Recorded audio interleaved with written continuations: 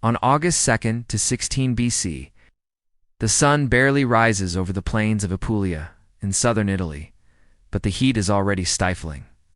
80,000 men march in perfect formation, their sandals raising clouds of dust that darken the horizon. They are the legions of Rome, the most powerful army the world has ever seen. Never before had the Republic gathered so many soldiers in one place. Never before had it been so certain of victory. The two consuls leading them, Lucius Aemilius, Paulus and Gaius, Terentius Varro, ride at the head of their troops with absolute certainty that this day they will write the most glorious page in Rome's history. Their objective is simple: find Hannibal Barca, the Carthaginian who has dared to invade Italy, and wipe him off the map. The numbers are on their side. They outnumber the enemy almost 2-1. The arithmetic of war is clear and brutal. More soldiers mean more swords, more shields, more strength. Rome cannot lose. It is mathematically impossible. The legionaries advance with the legendary discipline that has conquered the entire Italian peninsula. Among their ranks are veterans hardened in 100 battles, young patricians eager for glory, plebeians fighting for honor and for Rome. All know they are about to witness the definitive destruction of the African invader. They already imagine the triumphal parade in Rome, the laurel crowns, the honors of the Senate. Ow. No one knows they are marching toward their own grave, because a few kilometers away, in a small village called Cannae, beside the Aufidus River, a military genius of 30 years is waiting for them. Hannibal Barca has chosen that battlefield with the precision of a surgeon. He has studied the Romans for years. He knows their arrogance. He knows their doctrine. He knows every detail of how they fight. And he has designed something no one has attempted before, a tactical trap so perfect, so lethal, that it will turn Roman numerical superiority into their own death sentence. While the legions approach, convinced of their inevitable victory, Hannibal observes from a hill. He does not smile, does not need to, knows exactly what will happen in the next 8 hours. He will turn that field into the greatest slaughterhouse of ancient history. To understand why 80,000 Roman soldiers are marching toward their destruction in that August of 216 BC, we need to go back in time, need to understand the ancestral hatred that has brought these two Mediterranean giants to the brink of the abyss. The trigger was Sicily, that strategic island both coveted. In the year 264 BC, the First Punic War broke out. For 23 brutal years, Romans and Carthaginians massacred each other on land and sea. Rome finally won, stripping Carthage, not only of Sicily, but also Corsica and Sardinia. But victories have a price, and Rome humiliated Carthage with devastating economic penalties. The Carthaginians swallowed their pride, signed peace, and withdrew to lick their wounds. But in Carthage, amid that bitter defeat, there was a man who would never forgive. His name was Hannibal Barca, Carthage's most brilliant military commander. Hamilcar had fought with honor in the First Punic War. And now, defeated but not broken, he planned revenge. He had a 9-year-old son named Hannibal. Legend says Hamilcar took the young Hannibal before an altar and made him swear to the gods that he would never, ever be a friend of Rome. The childhood oath would become the obsession of a lifetime. When Hamilcar died in combat, his son-in-law Hasdrubal continued his work. And when Hasdrubal was assassinated, the Carthaginian army in Hispania chose by acclamation their new commander. He was 26 years old. His name was Hannibal Barca. The child who had sworn to hate Rome, now he commanded Carthage's most powerful army and was ready to fulfill his oath. In the year 218 BC, Hannibal did something Rome considered an unforgivable provocation. He besieged and captured Saguntum, a Spanish city allied with Rome. The Romans demanded that Carthage hand over Hannibal to be punished. Carthage refused. The Second Punic War had just begun, but Hannibal would not wait for the Roman legions to come for him. He did something no one had attempted before, something everyone considered impossible. He decided to invade Italy, not by sea, where the Roman navy was superior, but by land, through the Pyrenees, crossing hostile Gaul, and most incredibly, crossing the Alps with an army of nearly 50,000 men and 37 war elephants. It was autumn. The mountains were covered in snow. Gaulish tribes attacked relentlessly. The Alpine passes claimed thousands of lives. But Hannibal did not stop. When he finally descended to the plains of northern Italy, only 20,000 men remained. He had lost more than half his army. But he was in Italy, the heart of Roman power. What followed was a series of Carthaginian victories that terrified Rome. At the Trebia River, Hannibal crushed the legions using brilliant ambush tactics. At Lake Trasimene, he set a perfect trap, annihilating an entire Roman army of 15,000 men in one of history's deadliest ambushes. Rome was in panic. Its armies kept being defeated. Its generals could not understand how a numerically inferior invading army could destroy them again and again. The answer was simple and terrifying. Hannibal Barca was not a common commander. He was a military genius, and now, in the summer of the year 216 BC, Rome has made a desperate decision. Assemble the largest army in its history and crush Hannibal once and for all. 80,000 men. Absolute numerical superiority. Blind confidence in victory. They do not know Hannibal is waiting for them at Cannae. They do not know he has designed the most perfect trap ever conceived. They do not know that in a few hours, their numerical superiority will become their deadliest curse. Every great battle is decided not only by the soldiers who fight in it, but by the men who lead them. On the Roman side, the Republic has placed its fate in the hands of two consuls, who could not be more different. Lucius Aemilius Paulus is an experienced aristocrat, a veteran of military campaigns, who knows the danger Hannibal represents. He prefers caution, strategy, waiting for the right moment. But Paulus is not alone in command. Sharing leadership is Gaius Terentius Varro, a man completely opposite. Varro is a populist who reached the consulship promising quick victory. Him, Paulus's caution is cowardice. To him, 80,000 Roman soldiers are invincible. And here is the lethal problem. Rome, in its dual consul system, has decided that Paulus and Varro will alternate command of the army day by day. One day one commands, the next day the other. It is a system designed to prevent one man from having too much power. But in war, unity of command is essential. And at Cannae, this division will be catastrophic. Under their command march 80,000 men, the largest army Rome has ever assembled. 8 complete legions of heavy infantry. The steel core of Rome. Each legionary carries his gladius, his short sword lethal in close combat, his pilum to throw before the clash, his large rectangular shield, his armor. They are professionals, trained to fight in compact formation, to advance like an unstoppable killing machine. Alongside them, thousands of Italian allies, auxiliary troops from cities subdued by Rome, and 4,000 horsemen, the weakest part of the Roman army. Rome has never been strong in cavalry. The Romans are infantrymen. They believe in the power of the foot legionary, not in the mobility of horsemen. This will be their gravest error, but the Romans do not know it yet. On the other side of the field, waiting with almost supernatural calm, is the man who has terrorized Italy for 2 years. Hannibal Barca is 30 years old. He is at the absolute peak of his military genius. He has spent his entire life preparing for this moment. Hannibal's army is radically different from the Roman. It is not a homogeneous force. It is a multicultural mosaic of warriors from the entire Western Mediterranean. He is veteran African heavy infantry hardened in 100 battles, loyal unto death. He has Iberians from Hispania, fierce warriors with their characteristic falcata swords. He has Gauls from Cisalpine Gaul, blonde giants thirsty for revenge. Against Rome, he has Numidian horsemen from North Africa. It's the best light cavalry in the world, and he has heavy Iberian and Gallic cavalry that can shatter any enemy formation. In total, some 40 to 50,000 men, outnumbered almost 2 to 1. But Hannibal does not see this as a disadvantage.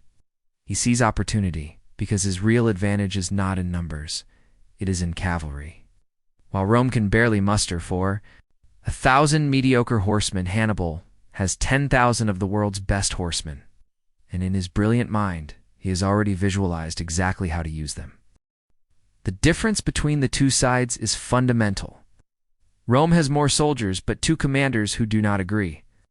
Carthage has fewer soldiers, but a unified genius in command. Rome trusts brute force. Hannibal trusts strategy. Rome believes numbers. Decide everything. Hannibal knows the mind decides everything. Now Hannibal's genius enters its fullest expression, because winning a battle is not just about having more soldiers or better weapons. It is about understanding the terrain, knowing your enemy better than he knows himself, creating the perfect conditions for victory. First, the terrain. While the Romans march south seeking decisive confrontation, Hannibal has already chosen the battlefield. It is no coincidence. It is pure calculation. He chooses the plains of Cannae near the Aufidus River. It is flat terrain, perfect for cavalry maneuvers. Hannibal positions his army with the Aufidus River at his back and to his left. This does two crucial things. First, it protects his left flank, preventing the Romans from enveloping that side. Second, it places his army so that the morning sun will be behind him, shining directly into the Romans' eyes as they advance. And the southeast wind will blow dust and sand straight into Roman faces. Every detail counts. Every natural element becomes a weapon. Now comes the most brilliant part, the tactical formation. Hannibal is going to do something never attempted on this scale. He is going to deliberately use a weak center as bait. In the center of his line, he places his Gallic and Iberian troops. They are good warriors, but not his best units, and he orders them to form a slightly convex line, curved forward like a bow. This formation is designed to retreat. Yes, you read that right. Hannibal's center is designed to yield ground to the Roman attack. The Gauls and Iberians have clear orders. When the Romans attack, retreat slowly, in order, without breaking formation. Let the Romans advance. Let them penetrate deeper and deeper. Be the bait that draws the prey into the trap. But the flanks, there is the true power. On both sides of the weak center, slightly behind, Hannibal positions his veteran African infantry. These are the best soldiers in his army, hardened in countless battles, disciplined, lethal. They have orders to wait. They will not attack frontally. They will wait for the exact moment. And on the extreme flanks, Hannibal places his cavalry. On the right flank, near the river, he puts Hasdrubal with 6,000 to 7,000 heavy Hispanic and Gallic horsemen. Their mission is specific. Destroy the Roman cavalry on that flank as quickly as possible. On the left flank, he places the Numidian horsemen, 3,000 to 4,000. They are light cavalry, fast, mobile, experts in skirmishes. Their job is to keep the Roman allied cavalry occupied. The geometry of death is complete. It is a crescent formation with the weak center projected forward and the strong flanks slightly retracted. It seems vulnerable. It seems the center can be easily crushed. And that is exactly what Hannibal wants the Romans to think, because the complete plan is diabolically simple and requires perfect coordination. Phase 1. The Romans will attack the center, as they always do. The Gallic-Iberian center will retreat slowly, drawing them inward. The crescent will invert, forming a concave that absorbs the Roman mass. Phase 2. While this happens, Hasdrubal's heavy cavalry will destroy the Roman cavalry on the right flank. Once done, instead of pursuing the fleeing horsemen, Hasdrubal will ride behind the entire Carthaginian line and attack the Roman allied cavalry on the other flank, crushing it between his charge and the Numidians. Phase 3. With all Roman cavalry destroyed or in flight, Hasdrubal and the Numidians will attack the Roman infantry's rear, which by then will be fully committed in the center, pushing forward believing it is winning. Phase 4. The precise moment when the Romans are most extended, most disorganized from their own advance, the veteran African infantry on both flanks will turn 90 degrees and attack the exposed flanks of the Roman mass. Phase 5. The Romans will be completely surrounded. Cavalry attacking from behind, African infantry attacking the flanks, Gauls and Iberians pressing from the front. 80,000 men compressed in an ever smaller space, unable to maneuver, unable to use. Their numerical superiority being systematically massacred. It is a double envelopment, a perfect pincer maneuver. The military call it the perfect battle, but its genius lies in this. Hannibal has studied Roman psychology. He knows they blindly trust their infantry. He knows they despise cavalry. He knows they will attack frontally with all their force. He knows they will see his weak center and think they can break it. Every element of the plan depends on the Romans reacting exactly as he predicts, and he will be right in everything. The trap is set. The pieces are in position. All that remains is for the Romans to enter it voluntarily. They will, because on August 2nd to 16 BC, it is Varro's turn to command the Roman army, the aggressive, impatient consul who believes 80,000 Romans are invincible. Paulus, the cautious one, has warned him the terrain is unfavorable. They should wait, but Varro does not listen. He sees a smaller Carthaginian army. He sees a center that seems weak. He sees easy victory. He orders the advance. The legions begin marching toward their fate. They do not know every step takes them deeper into the most perfect trap ever designed. The morning of August 2nd advances. The heat is already unbearable, and now both armies are deployed, ready for combat. The Romans form their battle line in the traditional way, 80,000 men in a compact, deep formation, designed to be an unstoppable human battering ram. Varro has ordered the ranks deeper than usual, compressing the infantry mass into a smaller space. He wants to concentrate all shock power in the center. He wants to break the enemy line by pure brute force. On the flanks of the infantry are the Roman cavalry. On the right flank, near the river, 2,400 Roman citizen. Horsemen. On the left flank, 4,000 Italian allied horsemen. They are pathetic numbers compared to Carthaginian cavalry. But Rome has never depended on horsemen. Their faith is in the legionary. The Roman soldiers look forward. They see the Carthaginian army, clearly inferior in number. They see the enemy, center formed in that strange convex curve. It seems vulnerable. It seems a strong push will break it. Roman morale is high. They're convinced of victory. They do not see the trap. On the other side, Hannibal finishes positioning his pieces. His formation is radically different. In the center, slightly projected forward in that convex crescent, are the Gauls and Iberians, some 20,000 men. On the flanks of the center, slightly retracted, the veteran African infantry form to compact blocks of about 6,000 men each. They stand still, disciplined, waiting for the signal. On the far right, beside the river, Hasdrubal commands 6,000 to 7,000 heavy Hispanic and Gallic horsemen. On the far left, the Numidian horsemen wait to harass the Roman allied cavalry. The trumpets sound. The battle begins. On the Carthaginian right flank, beside the river, Hasdrubal launches his heavy cavalry against the 2,400 Roman horsemen. The clash is brutal, violent, desperate.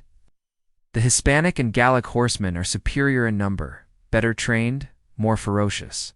The outnumbered Roman cavalry begins to give way. The consul Paulus, who commands that flank, fights valiantly, but is wounded from the start. The Roman cavalry collapses. Some flee, others are massacred. In minutes, Hasdrubal has won that flank, but he does not pursue the fugitives. He remembers Hannibal's orders. He regroups his horsemen and begins riding behind the entire Carthaginian line toward the other end of the battlefield.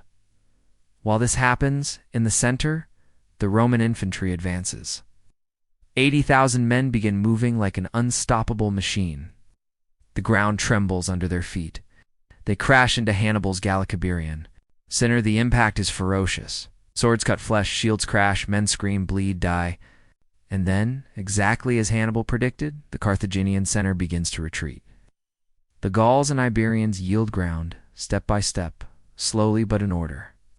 The convex crescent begins to invert, forming a concave. The Romans see this and believe. They are winning. Varro, from his command position, sees his infantry pushing the enemy back and orders increased pressure. More legionaries rush forward. The Roman mass compresses more and more, penetrating deeper into the trap. They do not know yet, but they have just sealed their fate. Meanwhile, on the Roman left flank, Hasdrubal, after destroying the Roman cavalry, on the right flank near the river, has regrouped his 6,000 heavy horsemen and now rides behind the entire Carthaginian line. He appears on the opposite flank. The Roman allied cavalry of 4,000 horsemen is busy, confused, trying to pursue the agile Numidians who attack and retreat constantly.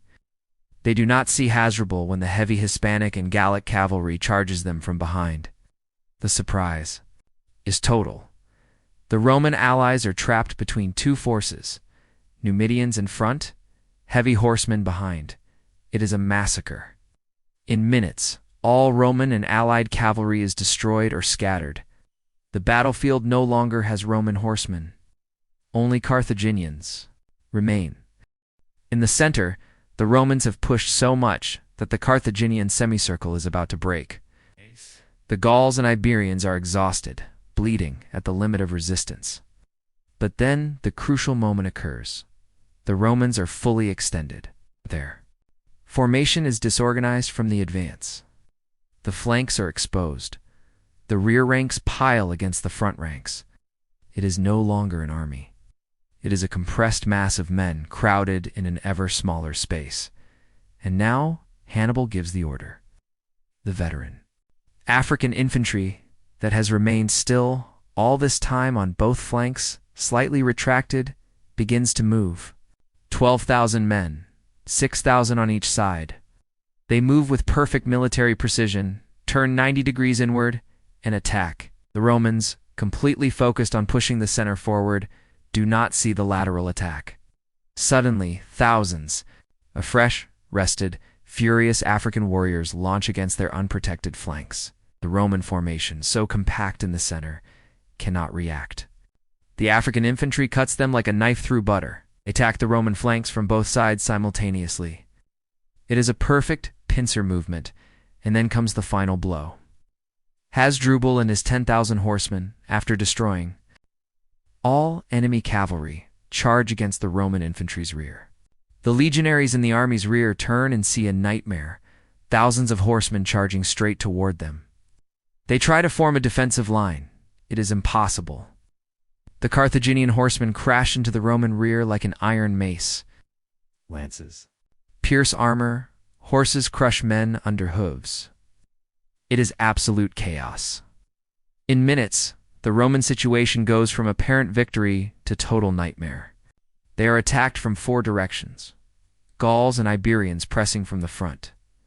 African infantry attacking both flanks, cavalry massacring the rear, and worst of all, they are so tight they cannot use their weapons effectively. Legionary needs space to wield his short sword, needs to move, turn, strike, but there are so many men in such reduced space they can barely breathe. They are crushed against each other. Shields pile up. Swords get trapped. Many cannot even raise their arms. Encirclement closes. 80,000 men surrounded in an ever smaller space. Romans finally understand they are not winning. They are being massacred. Panic begins to spread. Heat is unbearable. The August sun falls vertically on men dressed in metal armor. The temperature must be near 100 degrees. The legionaries with heavy gear boil inside their armor. Some die of heat stroke before a sword touches them. Thirst is torturous. No water, no escape, and the Carthaginians keep tightening. African infantry advances slowly, compressing the flanks. The cavalry keeps charging the rear, pushing Romans forward toward the encirclement center. The space shrinks. The Romans are so tight that when a man falls wounded, he cannot fall to the ground. He stays upright, held by surrounding bodies, until he dies standing. It is a vision of hell.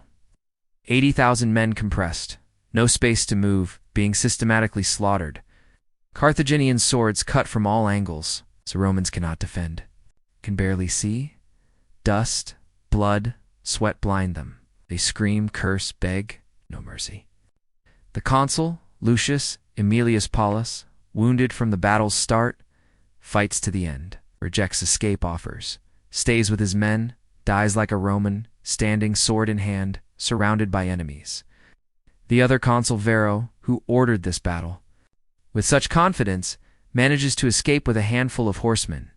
He flees the field before the encirclement fully closes. He will survive. He will have to live with the shame of this defeat the rest of his life. The massacre continues for hours.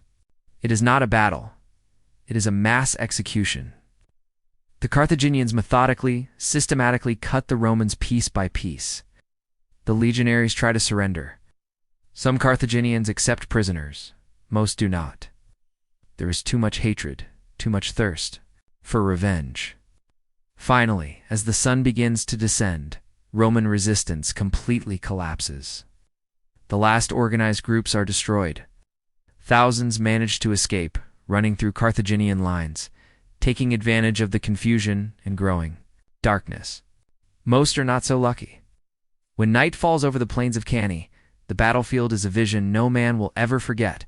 Square kilometers covered in corpses, mountains of piled bodies, rivers of blood-soaking dry earth, air thick with the smell of death, sweat, fear. 80,000 men marched to Cannae that morning. Only about 10,000 survive. 70,000 dead or dying in the field. It is the worst military defeat in Rome's history. It is the bloodiest day the ancient world has seen. When the sun rises the next day over the plains of Cannae, the world has changed forever. To put this in perspective, think of this.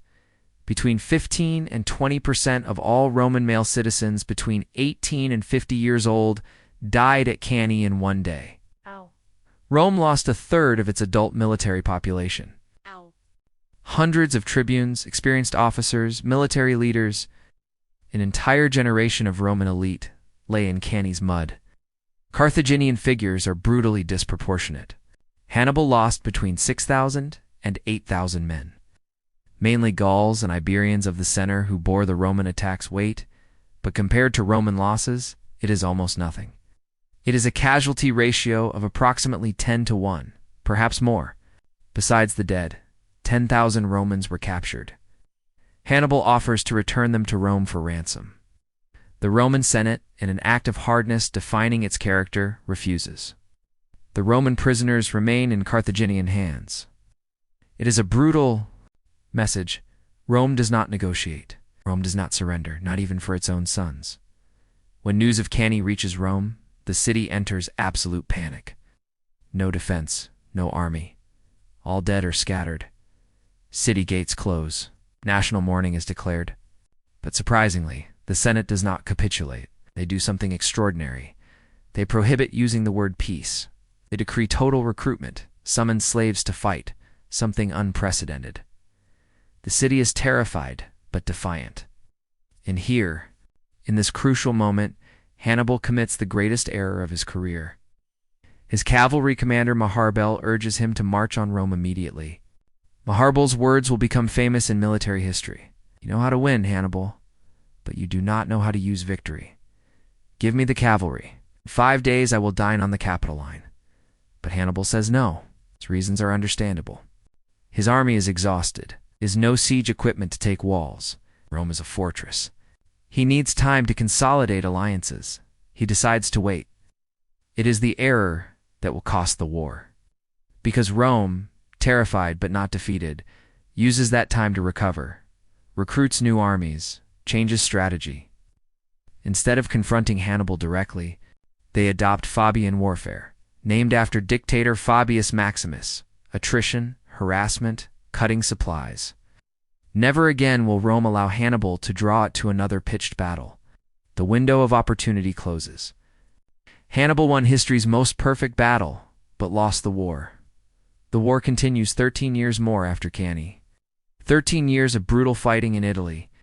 Hannibal remains on Italian soil, unable to be expelled, unable to be defeated, wins more battles, remains unbeatable in open field. But Rome, showing resilience defining its national character, absolutely refuses to capitulate. They avoid pitched battles with Hannibal, constantly harass, cut supplies, attack allies, slowly wear him down. Meanwhile, Rome opens a second front. In Hispania, attacking Carthaginian territories there. A young general named Publius Cornelius Scipio leads these campaigns.